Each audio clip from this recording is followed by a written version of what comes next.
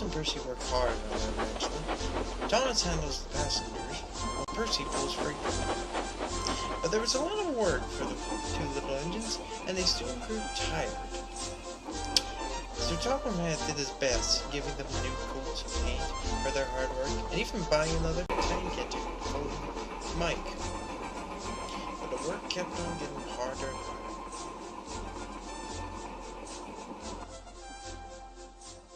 Sir Topham had promised to get another engine to help them out.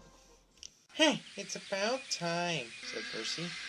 "I ache like crazy and feel worse that time I got fish in my boiler," said Thomas. "Ah," said Mike. "I still don't believe that.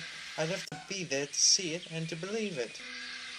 Mike rarely believed in such stories, and in Thomas and Percy. That afternoon they waited for the new engine to arrive.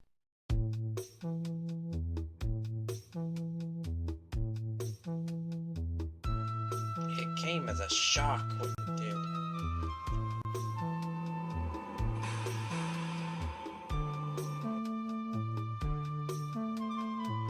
"Good morning," purred Diesel. The two engines were horrified. "What are you doing here?" asked Thomas. "You're with a Sir Topham asked me to come. I am to help you all with some dreadfully discordant cars." What?" questioned Percy. "Why, silly, just to move cars from here to there, and then from there to here again." And with that, he purred away.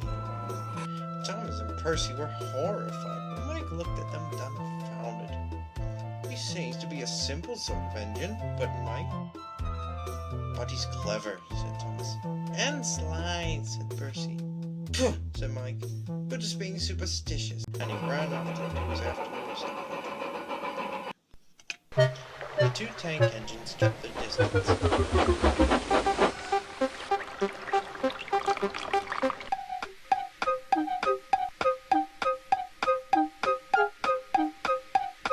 And Diesel was working loudly and alone. Mike watched Diesel from a distance.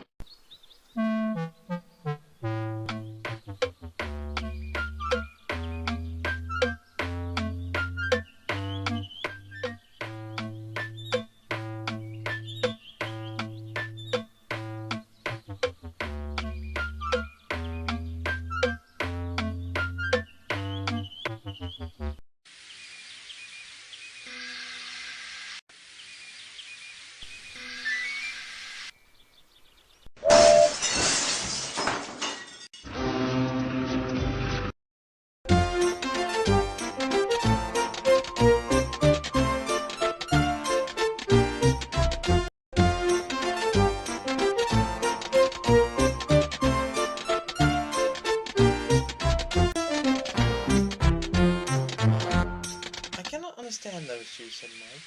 "You don't seem the kind that is trouble." Diesel's troublemaker was delighted. "I know lots of Diesels," continued Mike. "Back home, we weren't that bad of folk." "How obscure," Diesel lied. "My friend, if there's anything in this whole world you cannot trust, it's those troublemakers, Thomas and Percy." "Agreed," said Mike, and the two who chatted like old friends till the stars came out. The next morning, Sir Topham came to the sheds to see Mike and Diesel. "Good morning, you two. I need both of you to haul some steam tractors to the farmer's today. He's planning on restoring them."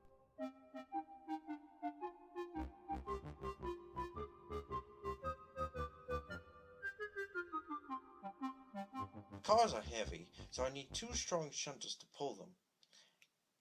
And with that, he walked away. Mike was ready, but Diesel wasn't interested in helping out, so he did the best thing he could: get out of it. "The van the Sir Topham had is wrong, Mike," Diesel said innocently.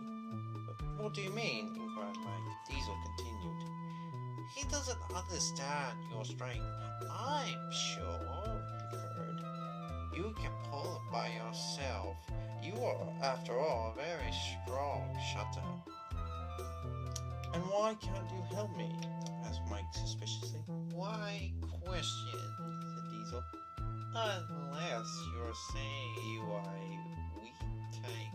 What, me? Pfft, don't make me laugh, said Mike. And he raced up the shaft for the cars. Diesel chuckled, but only to himself. Mike arranged the cars.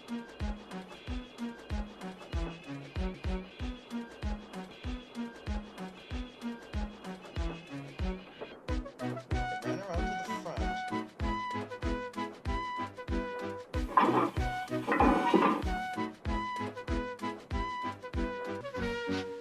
And when it did, he puffed away easily.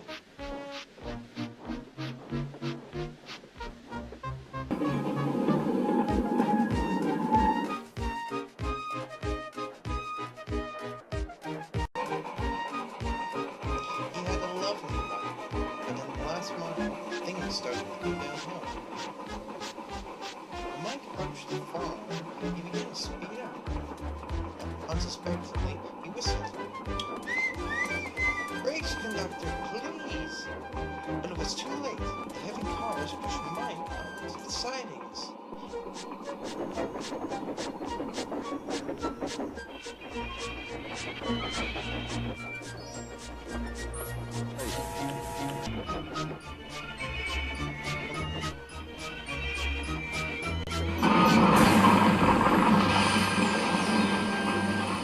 Luckily, no one was hurt, but the cars and the steam tractors were ruined. His driver telephoned for help, and Thomas brought the breakdown train.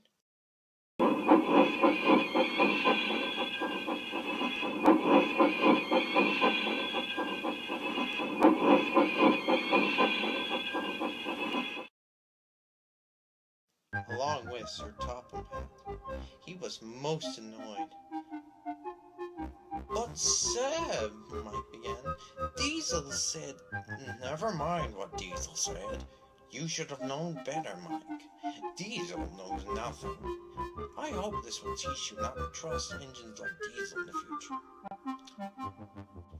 Mike was perfectly fine. His driver rebuilt his fire, and he raced back to the yard, ready to give Diesel a piece of his mind.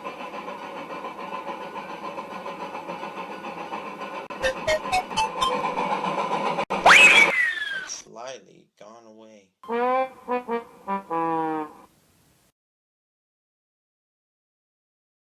Mike still doesn't trust any Diesel thanks to Diesel's actions that day, and I think for you and I, he won't trust any Diesel for a long time afterwards.